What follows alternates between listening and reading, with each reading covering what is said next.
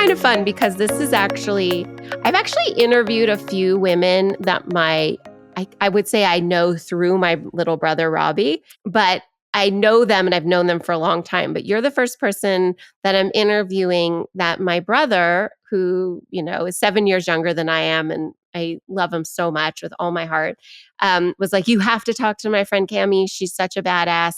And then I was like, following you on Instagram and reading about you. And you're kind of like the ultimate hyphenate, I would describe you as. Like to be busy.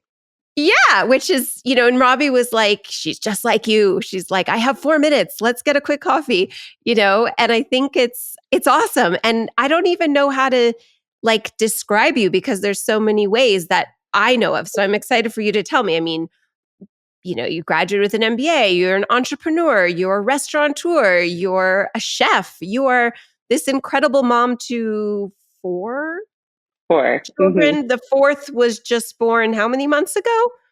7 weeks. 7 weeks today. Okay, not even 2 months at home.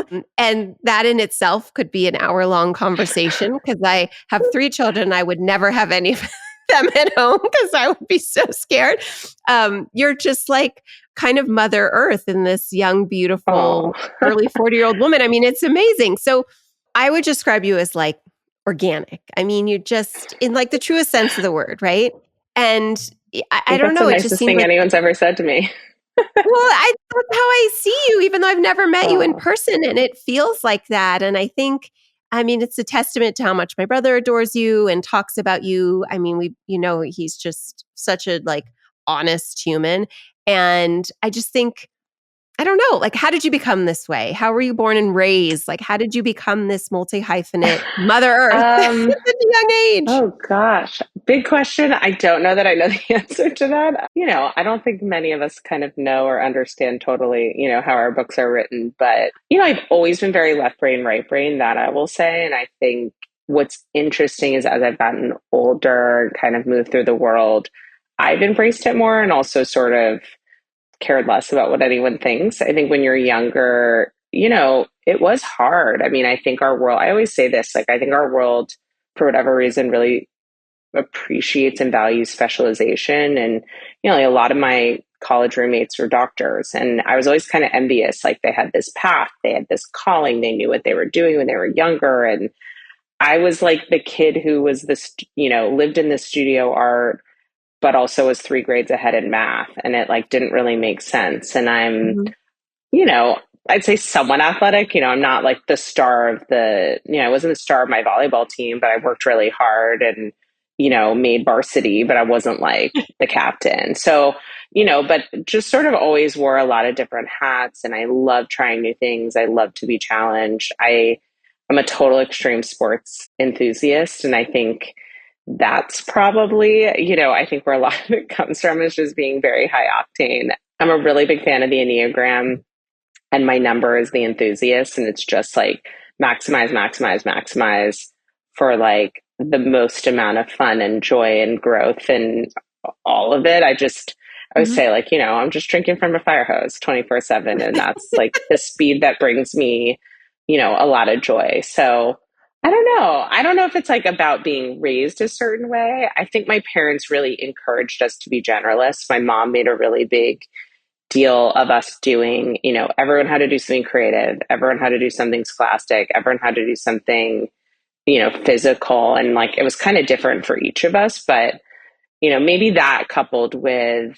again, just, I think it's very much my own internal clock is this intense maximizer. So what are the things that you're enjoying right now? What are the things that are bringing you that kind of, energizer bunny, I'm just doing this and I'm in it and I'm going to work my ass off mode? Well, this is probably the goal. I mean, I feel at some point right now is, maybe not the Everest summit, but certainly one of the 7 mountains. My first cookbook's coming out in a couple weeks.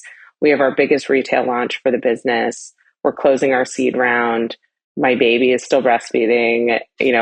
One of my kids is going to school for the first time. We're applying to kindergarten. I actually feel like these next sort of 60 days are probably the craziest, like personal and professional and all the things. And on top of that, it's my husband and I, we've been together 20 years.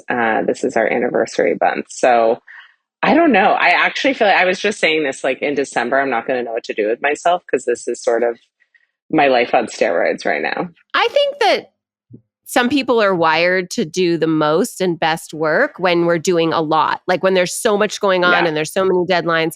And I've tried to instill that in my kids too. Like my youngest son is going to be in between stuff after school. And he's like, I'll just come home. I'm like, you won't, because if you have the whole afternoon, he's a teenager, like you'll get nothing done. The more you have to do, that's like, Yeah. motivating and exciting, then the more you'll get done. And I think I was raised that way. And I think there's something kind of, it sounds nutty, but I think there's something good about that. Not over programming and overstimulating, but that fine line of, no, you have to have enough on your plate so that you are really focused and determined if it's stuff that you're interested in and that you can do. Okay. The fact that you have a 7-week-old and are doing all this, jump into, I mean, that I can't even imagine. I was like laid up on the couch. But tell me about the business right now and tell me about like how it started and the name and just sort of, like what's the meaning behind it and your cookbook. I want to hear all about it.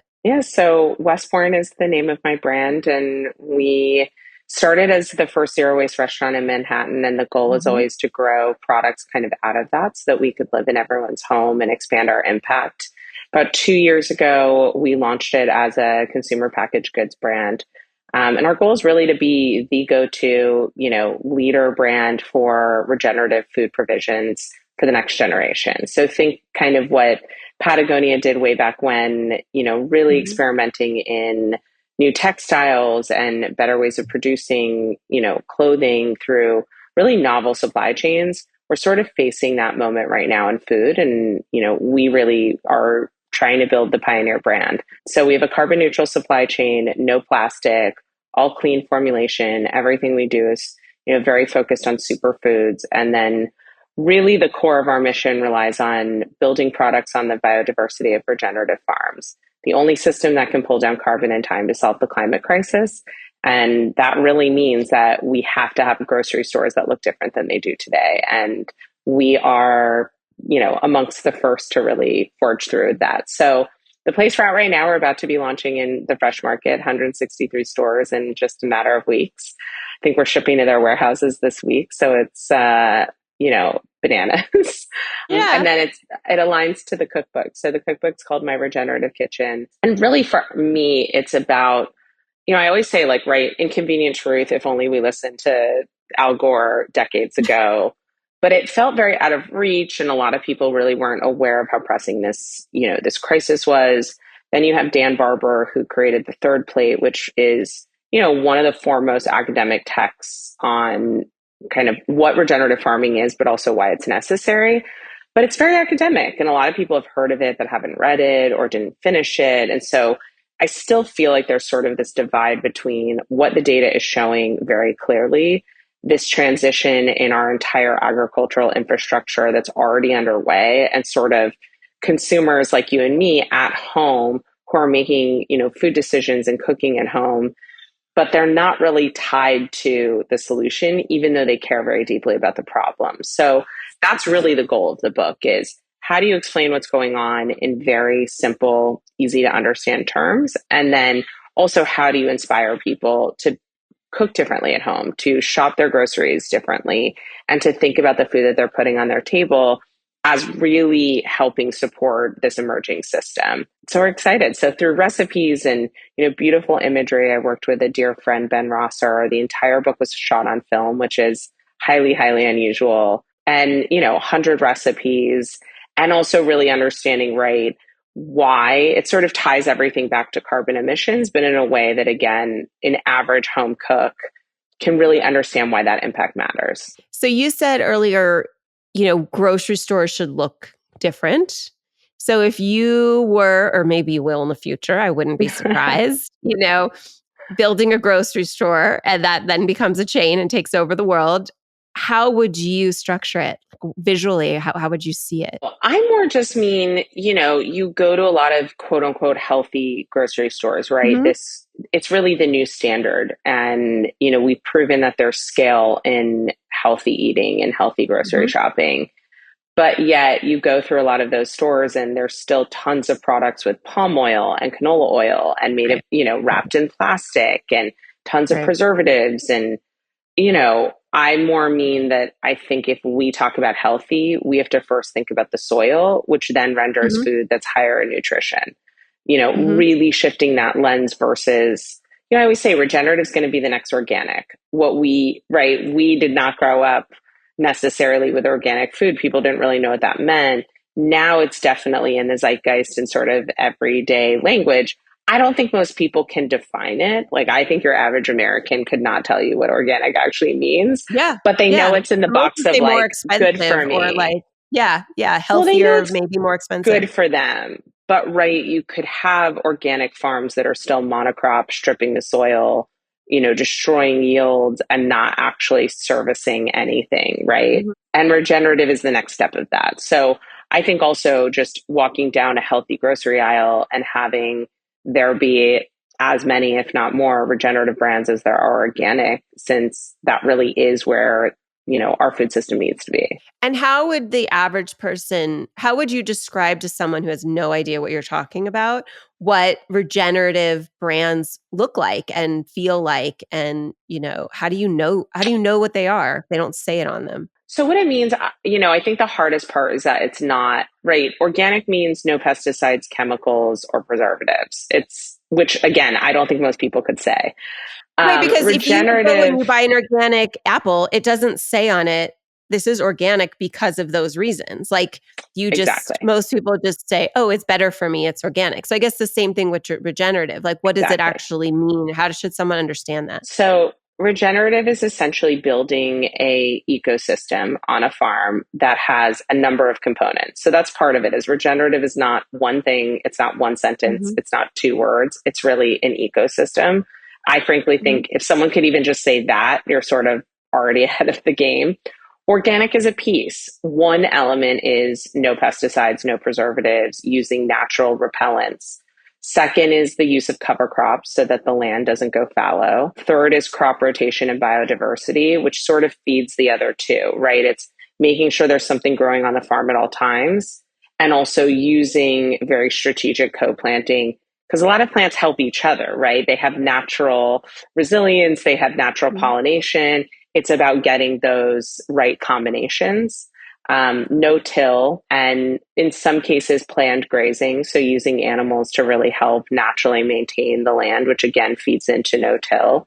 Hmm. And again, another big element is biodiversity. So, instead of monocrop, right, we're going to just grow corn, grow corn, grow corn.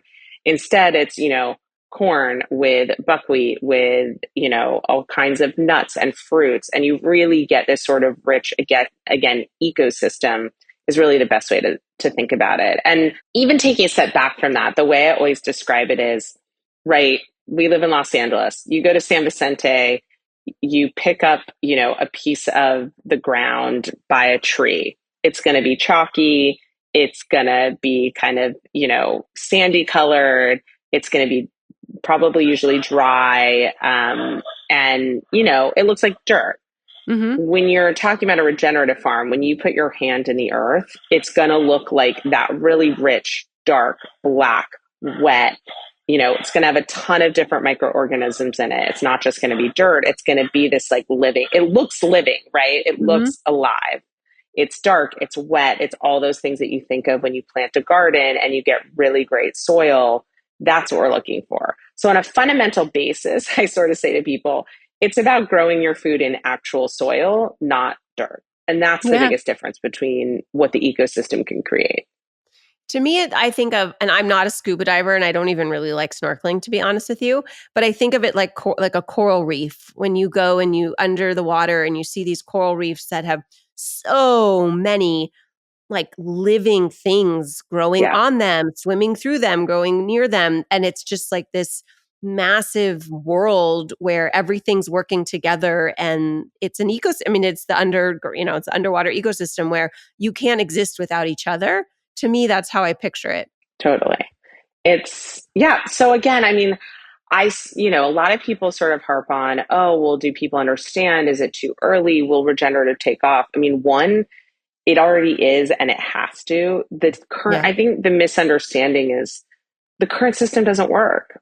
Yeah. The land won't support more food. Like it's just not working anymore. So there's not this, oh, whatever we're doing, it's fine. It's not fine. It's not actually a viable option to do nothing. So the status quo not being viable really means it's moving in that direction, sort of whether we like it or not. And regardless of the resistance and the cost and what sort of everyone's talking about, it's not really optional. So it's a really exciting time. And, I think our entire food system is about to go through this massive revolution. Yeah. What were some of your favorite recipes in your upcoming cookbook? I actually love to bake. I really love dessert. When I went to culinary school, I actually almost did the pastry program, which is funny because I'm actually not a precision person. I'm very much a like gut chef. Yeah. But I do love, I think trying to help people think differently about desserts. And, some are more complicated than others, but a lot are really like you can make ahead of time. It's not actually that complicated, but it looks so impressive. And then, oh gosh. Well, I mean, something I'm growing right now, I guess this is top of mind. I love Jimmy Nardello peppers. They're like these unbelievable, sweet, beautiful peppers. We grow them at our house. Every chef is obsessed with this like short season that we have for them. But I have sort of a blistered Jimmy Nardello recipe. Creme fraiche is my favorite condiment. And I just love that one because I think it looks so beautiful. It feels like a restaurant dish.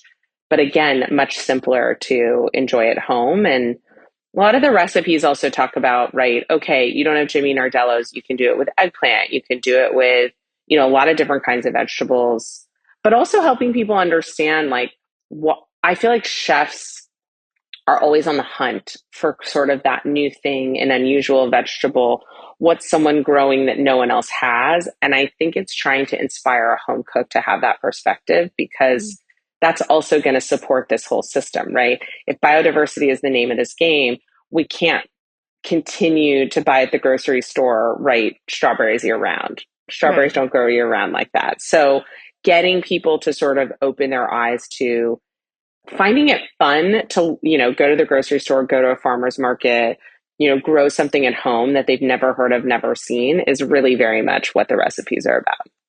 And how do you feed your kids? Oh, I get that question all the time. I know. Sometimes better than others. The two biggest things for me that have helped my kids, I think, be what, people say are like good eaters, kind of open-minded and trying things and nutritious. One is my kids all cook. We put them, my 2-year-old can use a knife set, kids knife set, not like my chef knives, but Yeah. I put them at the stove. They use our stove. We learn about hot pans. Like they're really part of it. I think one is really making sure your kids are part of their own food preparation. And then two, I guess maybe three things. Two, they do the grocery shopping and they are tasked with picking something new every single week, something that they want to try that they see. And that also, again, that sense of discovery and wonder actually does a lot of wonders for them. And then third, we talk a lot about what each thing does for your body. I think too often parents, they're like, eat your vegetables, eat your vegetables is good for you. Well, like, what is good for you? What does it do? Which body part is it speaking to? Why is that important? So we talk a lot about energy and what part, right? If something geared towards your brain or it's geared towards your motor function or your muscles. And we talk about like, okay, why that versus something else? We name the vitamins, we talk about the minerals. And so it means something. I think just telling your kids it's good for you just sort of feels like, listen to me because I told you so, which never works. So a lot of that, I mean, I do think we're very intentional about those things. And our rule in our house is you have to try it, you don't have to like it. And as long as you try it, maybe we'll try again in a couple weeks or a couple months, but you have to at least give things a go. Yeah. And that's a good life lesson for your kids too. So how did Totally. And look, you, we have four kids. yeah. Like, we're not, I tell them, like, this isn't Burger King. You cannot have it your way. I make one dinner. Like, I won't keep giving you something you don't like, but we're not making, different dinner. I think parents who do that too, it's like the kiss of death. You I can't, think, you can't custom meals. It just is such a slippery slope. I mean, there's so many reasons why. And I have children on the other, closer to the other end of the spectrum than you do. My oldest is 21 and an 18-year-old. And if you do that, you are setting them up for a life of expectation that will never, they will never get. Totally. So in across the board, like this idea that everything is going to be custom made for me is, in my opinion, is like just a terrible way to raise your kids because you're just letting them. I don't know. It's like And there's so taking much more away joy their in communal. Like, meals are meant to yes, be communal, right? And like, you yes. don't have, I also think, right, you don't have to eat everything on your plate. We talk to them a lot.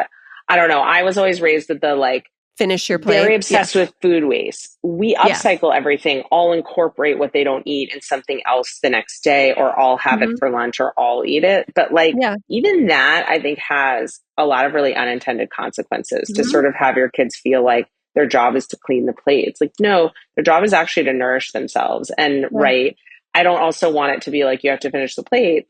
Okay, you didn't like the peppers? Great. Bring it up to the sink and we'll talk about it later. But I think that also, like, people get more obsessed with that versus having it be communal, having it be, we all sit down, we talk about our meal, we eat together. That, I mean, again, as a chef, obviously, like, that's a very important family value for us. Yeah, I totally agree. And I think there's something really like everyone's body is different. So, for a long time, I thought my kids had to have breakfast. Like they had to have a really hearty Yeah. breakfast. And somewhere around high school, one of my kids was like, I can't eat this much in the morning. I'm not hungry. Like I feel sick 20, 30 Yeah. minutes later. I don't want to have a giant egg burrito every morning. And I was like, okay, then don't, have Yeah. something. And then if you're hungry in an hour, at least have something with you that will be, nourishing and healthy that you'll then Yeah. get through the day. But to think you're going to like wake up at 6:30, roll out of bed, be sitting at the table at 7 and stuff your face, like actually Yeah. no, like you're right. That's not good for you. It might have been My good for your 2 year older old brother, but no. cannot eat dinner. Like, he'll sit and he has to sit with everyone, but like, he's a late night eater. Like, he just cannot, Yeah. he really has his dinner basically like right before he goes to bed. He can't do it when everyone else does. And like, he's hungry. He just can't. We sort of were kind of like, okay, whatever. Like, you're the midnight eater. Like, you're the midnight eater. I don't know what to do. You can see his clock kind of working. And same, our kids are not really crazy about breakfast. We still do it. We experiment with stuff. We try to give them, I always say, like, have something little just because your Yeah. brain needs something to get going. But yeah, it's hard. And even that, I'm sort of in your camp of, I tell people, the more frustrated you are, the more it becomes a point of conflict. Like, sort of devolving the whole purpose. The purpose is to spend time together during those periods of the day, and having a really positive relationship with food is really the goal. So if it's getting conflicting, like, run the other direction. It's not working. I know. And they change the minute, the minute your Of kids course. are like in some sort of routine and doing this, they change. Exactly. Their hormones start changing, their bodies are changing and growing. My youngest son did not, when he was about 2 years old, he wouldn't eat after 2 p.m. Like that was it. He was done. Yeah. And so his last meal at 2 was a smoothie with an entire avocado in it because that was like, and whatever else I was putting in there. I mean, we were living in the Middle East, the options were a little bit different, but like he wouldn't eat dinner. Like he was done. That was Yeah. it. And he like hoarded food in his body before 11 a.m., like his midday nap. The kid ate so much. And it was like, okay, well, we're just going to go with this. And I'll try and get stuff in you that's not snack food, but like real food. Yeah. And then he changed. And, Well, like, none of my kids like avocados, never, not yeah, even when they were babies. And I'm like, man, it's the greatest superfood to give your I kids. know. It's like, most of my mom friends are like, that and eggs are sort of their go-to. I'm like, nope, Yeah. no one, neither of those. I can't get them to eat them, you know. Hard. And also, by the way, the best is sometimes they won't eat something for dinner, and then I'll make it for their lunch and they house it. And, I'll always laugh, and I'm like, yeah, you just like weren't in the mood, or you want to make a point, or you're trying to see if you can control, sort of like, they're testing. And Of then the next course. day they crush it for lunch, and I'm like, see, you didn't dislike it. So My it's niece, funny. who's 19 and adorable, and I adore her, she's allergic to avocados but likes guacamole. So it's like one of those things, you just Totally. can't have it plain. And she's 19 and she's, a healthy eater and whatnot. And I giggle with her. I just saw her a couple weeks ago and I was like, no avocado on the side, but we'll get you guacamole. And she's like, yeah, I'm allergic to it plain. I'm like, okay, sure. My other biggest recommendation to people is also grow something, even if it's like Yeah. herbs in your windowsill. You'd be amazed how much children, I just see how much they're absorbing from it, how much they understand and appreciate. Food takes a really long time to get to them. I Mhm. mean, again, even Mhm. having them do grocery shopping, like it's meant to be appreciated, right? Like we're very lucky to have the food that we have. And I just see them really participating in a different way. We're lucky we have a big garden, but I always tell people, even one plant, one little herb windowsill thing, have them cut the herbs, have them put it in something and try them and Mhm. understand, what is each one? Why does each one grow differently? What is it giving to your body? There's such an eye opener when they really see, again, like where it's coming from, how much effort and love it really takes. They Yeah. just look at things very differently. So going backwards a little bit, how did you go down this road? Like you graduated from Wharton undergrad, right? Yeah. And so how did you, and obviously you, as you said, you're very brain, left brain. So as creative as you are, clearly academic in that sense of the word.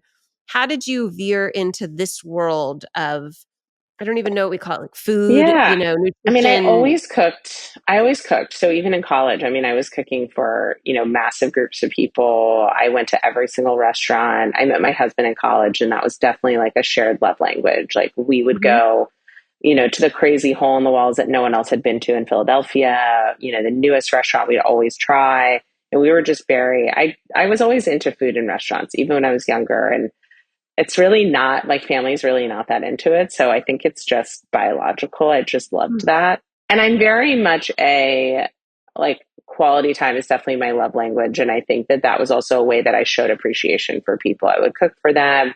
I would bring, big groups together, help people meet. Right after college, I went straight to culinary school. I'd always wanted to go. I always wanted to know what I was doing. And I think just even as a teenager, I just really loved restaurant culture. I found, we had people from 20 countries in my culinary school class. Like everyone had such different backgrounds. And, there was, I don't know, again, I think it's the intensity, the pressure, but also the creativity. And, I always laugh, like chefs always say, oh, I'm bad at math and science. I'm like, literally, that's all you do. Like you do understand that that's what recipes are. Yeah. They don't think of themselves. I think we also live in a country, unfortunately, and, I've been pretty vocal about this through all my restaurant relief work. We really don't value our food. We don't value our food system, and we very much don't value restaurants and people who work in them. It's a really degraded system, unfortunately, in America, right? Compared to Mhm. Europe, where Mhm. it's a super esteemed career. It's Mhm. not a transient job. People stay at their restaurants for forever. It's a real life goal and lifestyle. And I think there's just something about Americans that we've commoditized it. And I think we sort of, again, push it down in a lot of ways. And I've always just really felt the opposite. It's the most universal language we have. You make more decisions about what you eat and drink in your daily life than anything else. I think that restaurants are such community anchors. Those people are who make or break your day. They're touching so many people in a day. I think very early on, I really fell in love with that. I mean, even when I would travel, I remember like I had this one memory of when I was young, kind of our first time going to New York ever.